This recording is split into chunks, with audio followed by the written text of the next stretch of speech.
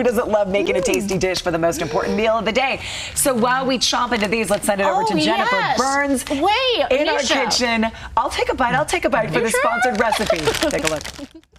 Yeah, thank you so much. I have got such a good recipe to share with you today. We are doing some beef breakfast nachos. How good does that sound? I'm so excited to take you through this one. Perfect for a breakfast, perfect for a brunch. Would even be delicious any time of day. I love breakfast for dinner. But instead of using tortilla chips to build these nachos, we're using tater tots. So we've got the tater tots on the bottom. I just pulled those out of the oven, just follow directions, 400 degrees for about, I cut them off just a little bit early. So I cooked them for about 15 minutes because they're going to go back in once we load them up with all the deliciousness that we've got here. Okay, to start off with kind of a Southwestern flavor, this is green chili enchilada sauce. I'm going to take the green chili enchilada sauce, pour it over the tater tots. So you got a lot of that really good flavor.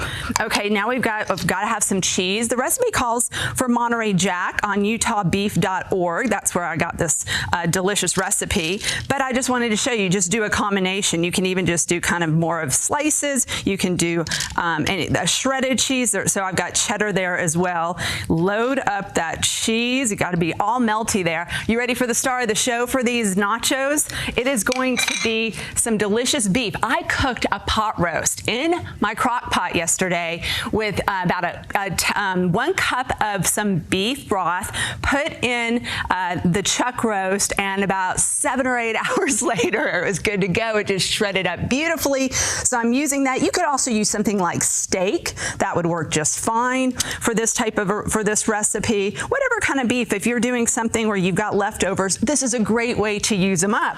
Let's get a pop of color and a little bit of nutrition there. That is some just red pepper. Of course, you could use yellow and green as well. Look how good that looks. All right, that one is good to go. We have assembled that one. Right next to it here, I've got some scrambled eggs. So you're going to put a little bit of eggs on top after it comes back out of the oven. I'm going to put it in there about 400 degrees for about 5 to 10 minutes. Just keep an eye on it. You just want to have everything heated up and that cheese to be melted through. I'm going to set this one over here because we have one already done. Let me pull the star right over here. Look how good this looks. I'm going to put it here first. We're going to top it with some of those creamy eggs. Love this. Oh my gosh.